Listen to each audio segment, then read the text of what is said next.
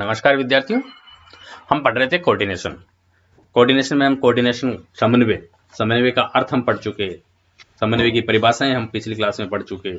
समन्वय सहयोग क्या होता है वो हम पढ़ चुके, इनमें क्या डिफरेंस है और समन्वय की आवश्यकता और महत्व क्या है ये हम पढ़ चुके। और समन्वय के जो प्रमुख सिद्धांत है इसके बारे में हम चर्चा कर चुके थे। आज की क्लास में हम समन्वय की जो तकनीक्स है, विधियां हैं, इनके बारे में हम पढ़ेंगे।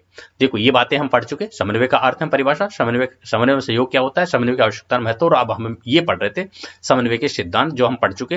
और अब आती है समन्वय की विधियां। देखो, टेक्निक्स हमने पढ़ा। समन्वय होता है एक संगठन के जो विभिन्न भाग है, विभिन्न संभाग है, उपभाग है, उनके प्रयत्नों की समकालिकता, अर्थात उनमें आपसी सहयोग, लेकिन वो सहयोग एक समय होनी चाहिए, ये समन्वय होता है। तो अब समन्वय स्थापित करने की प्रमुख टेक्निक्स क्या, मेथड्स क्या है, ये हमारे लिए जानना जरूरी है। देखो, प्रशासनिक संगठनों में समन्वय स्थापित करने की बहुत सी विधियां हैं। इनमें से कुछ प्रमुख जो विधियां हैं, टेक्निक्स है, आपसे पूछा जा सकता है एग्जाम में कि समन्वय की प्रमुख कौन सी विधियां हैं, उनकी हम यहाँ चर्चा करेंगे कि समन्वय की विधियां कौन सी होती है। पहली है समन्वय की विधि में प्लानिंग, नियोजन। देखो, पहला औपचारिक तरीका अगर संगठन समन्वय का हम कह सकते हैं तो वो है नियोजन। कार्यक्रम और व्यवहारों का जो भी कार्यक्रम होना है, जो भी क्रियाएं होनी, प्रशासनिक प्रक्रियाएं, उनका पहले से ही नियोजन समन्वय का एक महत्वपूर्ण साधन है। मतलब नियोजन तो एक राष्ट्रीय स्तर पर समन्वय का एक प्रयास है। एक सुविचारित तथा सुस्पष्ट नियोजन संगठन की आदि समस्याओं का समाधान कर देता है। कि संगठन की जो कार्य प्रक्रियाएं हैं उनका सुविचारित और सुस्पष्ट नियोजन अगर हम कर लेते हैं तो संगठन की आदि समस्याएं समाप्त हो जाती है। और ये नियोजन करने से समन्वय संभव होता है ना। नियोजन का क्या अर्थ होता है? भविष्य की गतिविधियों की पहले से रूपरेखा तैयार करना, ताकि कार्य के विभिन्न पक्षों को व्यवस्थित ढंग से क्रियान्वित कार्य मैं ये कहना चाह रहा हूं कि भविष्य की गतिविधियों की पहले से रूपरेखा तैयार करना, ताकि कार्य के विभिन्न पक्षों को व्यवस्थित ढंग से क्रियान्वयन में लगाया जा सके। वस्तुतः नियोजन का उद्देश्य एक निश्चित समय सीमा के अंतर्गत, नियोजन का क्या उद्देश्य होता है? एक निश्चित समय सीमा के अंतर्गत कुछ लक्ष्यों की प्राप्ति तथा संसाधनों के अधिकतम प्रभावी उपयोग है। यदि संगठन अपने उद्देश्यों की प्राप्ति हेतु विभिन्न कार्यक्रमों का सोच समझकर नियोजन करता है तो निस्संदेह भविष्य में उठने वाली कई समस्याओं का पूर्वानुमान समय रहते लग जाता है। इस प्रकार समन्वय जो है वो नियोजन के माध्यम से आसानी से संभव होता है। यदि किसी स्थान पर फॉर एग्जांपल चिकित्सालय का निर्माण हमें करना है तो एक सुविचारित योजना के अंतर्गत हमें पहले भूमि अधिग्रहण करना है, फिर भवन निर्माण करना है, पर स्वदेशी उपकरणों की व्यवस्था करनी है, मशीनों का आयात कैसे होगा, दक्ष कार्मिकों की नियुक्ति कैसे होगी, ये सभी बातें हैं। वो ये बातें स्वास्थ्य के स्तर पर अनुकूल अन्य चिकित्सा व्यवस्थाएं, ये सभी बातों का अगर हम प्लानिंग से करेंगे तो इन सभी बातों की प्लानिंग के माध्यम से समन्वय संभव होगा। उसी प्रकार अगला है जिसको हम कह सकते हैं संगठनात्मक तरीके। समन्वय का दूसरा तरीका, पहला नियोजन हुआ विधि, समन्वय की विधि, दूसरा संगठनात्मक तरीके। देखो, औपचारिक तरीका कतिपय संगठनात्मक, मतलब औपचारिक समन्वय का जो तरीका वो संगठनात्मक तरीके हैं जिन्हें संस्थागत रूप देकर समन्वय का मार्ग सुगम बनाया जाता है। देखो, लोक प्रशासन जो है उसके क्षेत्र में विभिन्न कॉन्फ्रेंसेज होती है, सम्मेलन बना करके, समितियां बना करके, सेमिनार्स, गोष्ठियां, अंतर विभागीय समितियां, ये कुछ ऐसे साधन है जिन्हें हम संगठनात्मक तरीके कहते हैं, जिनके आधार पर संगठन के मतभेदों को दूर कर उनमें एकरूपता स्थापित की जा सकती है। ठीक है ना।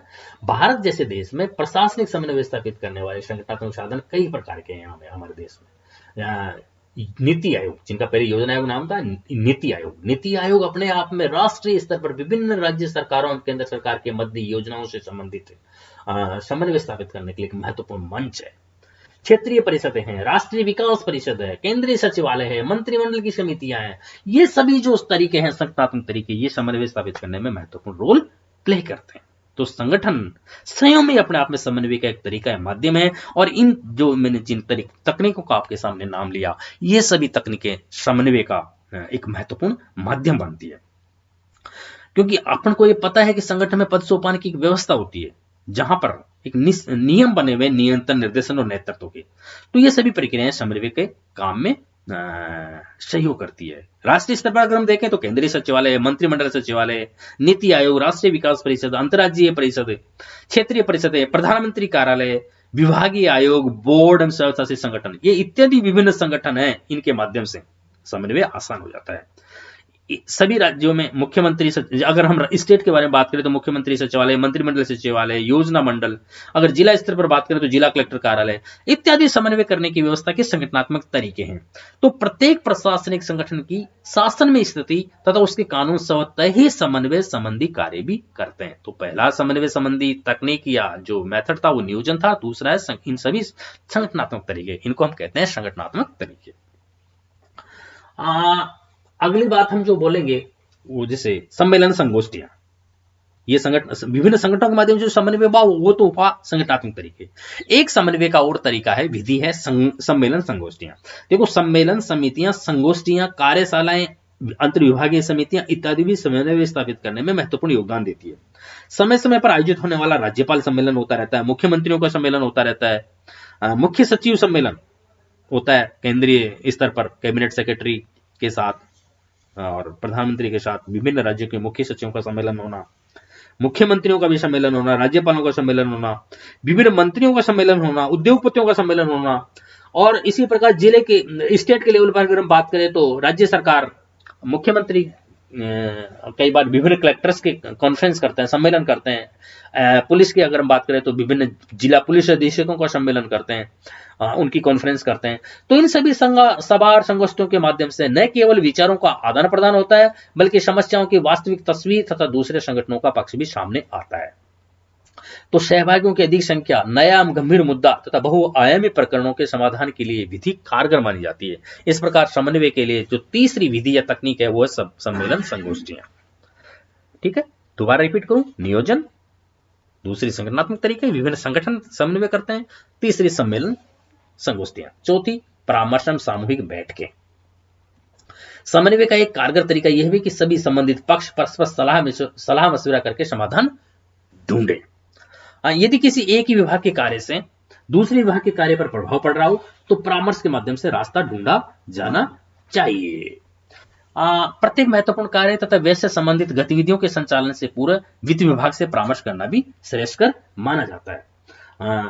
तो भारत में आए दिन विद्युत विभाग, जलदाय विभाग, दूरसंचार विभाग तथा अन्य विभागीय कार्यों के लिए तोड़ी जाने वाली सड़कें इसी तथ्य को प्रमाणित करती हैं कि सरकारी विभागों में परस्पर सलाह मशविरा करके समन्वय स्थापित करने की शोध परंपरा अभी तक विकसित। मतलब कई बार क्या होता है, रोड बना दिया पीडब्ल्यूडी डिपार्टमेंट ने, अब विद्युत विभाग को लाइन बिछानी है या जलदाय विभाग पानी की लाइन बिछनी है या टेलीफोन वाला कुछ करना है, तो इनके बीच कई बार एक रोड बनने के बाद वो दूसरे आके उसको खोदते रहते हैं। तो ये जो है ये बात अगर समन्वय रहे तो ये समस्या दूर हो जाएगी। एक साथ भाई ये ऐसे काम हमें करने जा रहे हैं, आप हमारे रोड बनने से पहले ये काम कर लीजिए, ये एक समन्वय का वो हुआ। तो परामर्श सामूहिक बैठ के करके विचार करके भी समन्वय संभव होता है। तो परामर्श सामूहिक बैठ के समन्वय की एक विधि है, एक तकनीक है। अगला समन्वय का जो तकनीक है, विधि है, वो है पर्यवेक्षण, सुपरविजन। पर्यवेक्षण भी समन्वय का एक तरीका है। समन्वय करने की यह दैनंदिन तथा महत्वपूर्ण पद्धति है। संगठन की पदोन्नति स्थिति में प्रत्येक स्तर पर पर्यवेक्षण की व्यवस्था होती है। सुपरविजन की पर्यवेक्षक का कार्य केवल अवलोकन करना ही नहीं बल्कि अधीनस्थों की समस्याओं का पता लगाना तथा उनका व्यवहारिक हल सुझाना है। पर्यवेक्षक का जो कार्य होता है वो केवल ऑब्जर्वेशन करना उसका काम नहीं है, बल्कि अधीनस्थों की समस्याओं का पता लगाना और उनका व्यवहारिक हल सुझाना है। पर्यवेक्षक केवल एक उच्च अधिकारी नहीं होता बल्कि वह अधीनस्थों का मित्र, दार्शनिक और मार्गदर्शक भी होता है। यह आवश्यक है कि दोनों में संचार हो, ठीक है ना। तो पर्यवेक्षण सुपरविजन के द्वारा भी समन्वय संभव होता है, एक महत्वपूर्ण तरीका है। अगला है क्रियाविधियों का मानकीकरण। छठा अगर हम तकनीक या विधि देखें समन्वय की तो वह है क्रियाविधियों का मानकीकरण। किसी भी संगठन में अपनाई जाने वाली जो विभिन्न प्रक्रियाएं हैं और विधियां हैं, इनका यदि सही वैज्ञानिक एवं व्यवहारिक ढंग से मानकीकरण कर दिया जाए तो दिन प्रतिदिन की कई पेचीदगियां और संघर्षों से हमें मुक्ति मिल जाती है। तो एक रूप तथा सामान्य नियम सदैव समन्वय में सहायक सिद्ध होते हैं। विभिन्न कार्यों के लिए प्रयुक्त होने वाले प्रपत्र फॉर्म जो होते हैं उनसे संबंधित नियमावली, विभिन्न कार्यों के लिए प्रयुक्त होने वाले प्रपत्र उनसे संबंधित नियमावली, आवश्यक कागजातों तथा अपनाई जाने वाली विधियों का यदि मानकीकरण हो जाए तो कार्यों का स्वतः ही सरलीकरण हो जाता है। नियंत्रण एवं निर्देशन। संगठन के शीर्ष पर विद्यमान मुख्य कार्यपालिका। अगली जो टेक्निक है समन्वय करने की वो है निर्देशन एवं नियंत्रण या नियंत्रण एवं निर्देशन। क्रियाविधियों का मानकीकरण करने से समन्वय आसान हो जाता है।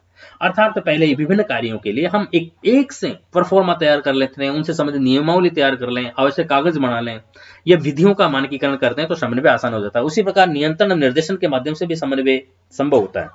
संगठन के शीर्ष पर विद्यमान मुख्य कार्यपालिका का दायित्व है कि वह महत्वपूर्ण संगठनात्मक गतिविधियों को निर्देशित और नियंत्रित करे। इस दायित्व की पूर्ति के लिए वह लिखित निर्देश दें तो आदेश जारी करें। इस प्रकार नियंत्रण और निर्देशन भी समन्वय का एक महत्वपूर्ण माध्यम है। अगला माध्यम या तकनीक है आधिकारिक सत्ता द्वारा।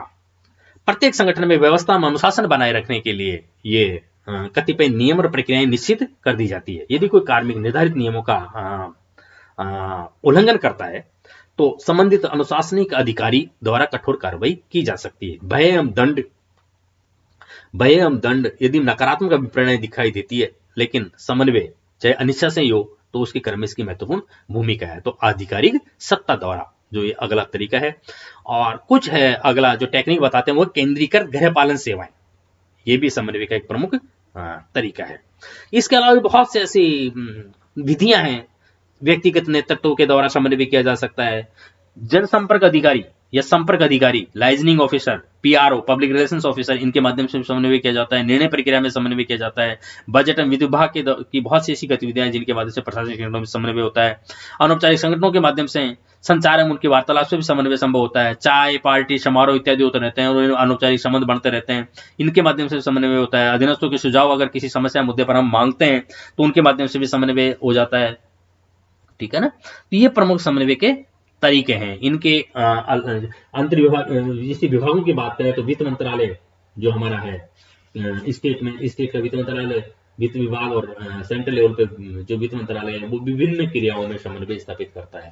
तो ये विभिन्न व्यक्तिगत संपर्क से हैं, कई भावुक तवरीय अपील से हैं, ये विभिन्न माध्यम है जिनके माध्यम से समन्वय करना आसान होता है। ये समन्वय की टेक्निक्स है। अगर मैं इनको एक वापस आपको रिपीट करना चाहूं तो ये समन्वय की प्रमुख टेक्निक्स ये है: नियोजन, संगठनात्मक तरीके, सम्मेलन संगोष्ठियां, परामर्श एवं सामूहिक बैठकें, पर्यवेक्षण, क्रिया विधियों का मानकीकरण, नियंत्रण एवं निर्देशन, आधिकारिक सत्ता द्वारा समन्वय, केंद्रीकृत गृहपालन सेवाओं द्वारा समन्वय, ये प्रमुख विधियां हैं जिनके माध्यम से समन्वय करना संभव होता है। ये जान लेने के बाद जो समन्वय की जो प्रमुख विधियां हैं ये जान लेने के बाद अब हम आते हैं समन्वय में प्रमुख बाधाएं क्या है। और बाधाएं जान लेने के बाद हम समन्वय की स्थापना के लिए हम कुछ सुझाव कि क्या सुझाव होने चाहिए, फिर लास्ट में निष्कर्ष। देखो, समन्वय लूथर गुलिक जो है उन्होंने समन्वय की राह में आने वाली प्रमुख बाधाओं और कमियों का विवरण किया है। बहुत सी ऐसी बाधाएं बताई है लूथर गुलिक ने या अन्य विद्वानों ने। समन्वय का कार्य एक्चुअल में सरल नहीं है। समन्वय के मार्ग में बहुत सी बाधाएं आती है। संगठनों का आशातीत विकास समन्वय के मार्ग में संगठनों का आशातीत विकास समन्वय के मार्ग को जटिल बनाता है। कार्य अधिक बढ़ जाने से समन्वय स्थापित करना भी कठिन हो जाता है। संगठन बड़ा होने से अधीनस्थ कर्मचारियों की संख्या अधिक हो जाती है तथा संचार साधनों की समस्या जटिल बन जाती है। समन्वय के मार्ग को जटिल बनाने वाली एक प्रमुख समस्या है वो विशेषीकरण से संबंधित है। वर्तमान संगठन जो है वो वैज्ञानिक एवं तकनीकी विकास के परिणामस्वरूप ये आवश्यक हो गया है कि कार्यों को विशेषज्ञों में विभाजित कर दिया जाए। तो प्रशासनिक कौशल और तकनीक का अभाव भी समन्वय में प्रमुख बाधा है। व्यक्ति तथा जनता के व्यवहार के विषय में बहुत से संबंधी अनिश्चितता रहती है कि व्यक्ति कैसा व्यवहार करेगा। तो जनता का और व्यक्ति के व्यवहार से संबंधित जो समस्याएं होती है वो अनिश्चित होना, प्रशासनिक कौशल एवं तकनीक का अभाव होना, नेतृत्व में ज्ञान, अनुभव, बुद्धिमानी तथा चरित्र का अभाव और उनके उलझे हुए तथा परस्पर विरोधी विचार एवं उद्देश्य, अनेक विभिन्नताओं का समूह है तथा मानवीय ज्ञान की अपूर्णता, नवीन विचारों तथा कार्यक्रमों का विकास करने, उन पर मनन करने, वो परिपूर्ण बनाने तथा उन्हें अपनाने में सुव्यवस्थित तरीकों का अभाव इत्यादि प्रमुख समस्याएं हैं समन्वय के मार्ग में। मैं वापस अगर आपको रिपीट करना चाहूं तो ये होगा कि संगठनों का आशातीत विकास समन्वय के मार्ग को जटिल बना देता है। कार्य अधिक बढ़ जाते हैं जिसे समन्वय स्थापित करना थोड़ा कठिन हो जाता है। ठीक है। व्यक्ति और जनता के व्यवहार के विषय में हम भविष्यवाणी नहीं कर सकते, वह अनिश्चित होते हैं, वो इससे भी समन्वय संबंधी समस्याएं उत्पन्न होती है। नेतृत्वकर्ता में ज्ञान, अनुभव और बुद्धिमानी और चरित्र का कई बार अभाव हो और उनके उलझे हुए परस्पर विरोधी बातें हो तो समन्वय करना टफ हो जाता है। प्रशासनिक कौशल और तकनीक का अभाव हो तो समन्वय करना टफ हो जाता है। नवीन विचारों कार्यक्रमों का विकास करने, उन पर मनन करने, परिपूर्ण बनाने और अपनाने में व्यवस्थित तरीकों का अभाव भी समन्वय में थोड़ी बाधाएं उत्पन्न करता है। संगठनों का बढ़ता हुआ आकार एवं जटिलता भी समन्वय में बाधा पहुंचाता है। वर्तमान समय में संगठनों का आकार बहुत बढ़ गया है, जटिलताएं उत्पन्न हो गई है, इससे समन्वय के मार्ग में बहुत सी बाधाएं आती है। कार्मिकों का व्यक्तित्व और उनके राजनीतिक तत्वों का हस्तक्षेप भी समन्वय के मार्ग में एक प्रमुख बाधा है। और लोक प्रशासन का ज्ञान रखने वाले प्रबुद्ध नेताओं की या प्रशासकों की कमी भी समन्वय के मार्ग में एक प्रमुख बाधा है। और अंतर्राष्ट्रीय सीमाओं तथा लोक प्रशासन का गतिशील एवं व्यापक प्रसार भी समन्वय के मार्ग में एक प्रमुख समस्या है। देखो, लोग सरकारी तंत्र में नित्य नई विभाग और कार्यालय की स्थापना हो रही है, बोर्ड बन रहे हैं, आयोग बन रहे हैं, संस्थान बन रहे हैं, तो इन सभी के कारण, कमजोर सूचना तंत्र इत्यादि के कारण जो समन्वय में प्रमुख समस्याएं आती है, ये समन्वय में बाधाएं आ गई। अब समन्वय स्थापना के लिए हम प्रमुख सुझावों की कहें कि क्या ऐसे सुझाव दिए जाएं या कौन सी ऐसी बातें अपनाई जाए जिससे समन्वय करना आसान हो जाए, तो उनमें प्रमुख निम्न है। पद सोपान की रचना स्पष्ट होनी चाहिए, पद सोपान व्यवस्था सुस्पष्ट होनी चाहिए और पिरामिड की तरह लगती हो ऐसी होनी चाहिए, और उसमें सत्तार उत्तरदायित्व की स्पष्ट व्याख्या होनी चाहिए। अगर ऐसा है तो समन्वय करना आसान हो जाएगा। संगठन का प्रत्येक कार्मिक अपनी इकाई की मुखिया के प्रति उत्तरदायी हो। संगठन का हर कार्मिक अगर अपनी इकाई के मुखिया के प्रति उत्तरदायी होगा तो भी समन्वय करना आसान हो जाएगा। बड़े मुख्य विभागों के अधीन उप विभागों का गठन उद्देश्य, कार्य, प्रक्रिया तथा आवश्यकता के आधार पर होंगे तो समन्वय करना आसान हो जाएगा। जहां तक संभव हो प्रत्येक विभाग स्वावलंबी हो और उनकी एकीकरण प्रक्रिया समन्वय की आवश्यकताओं के अनुकूल हो तो समन्वय करना आसान हो जाएगा। विभागों की संख्या कम रखनी चाहिए ताकि मुख्य कार्यपालिका प्रभावी ढंग से उन पर नियंत्रण रख सके तो समन्वय करना आसान हो जाएगा।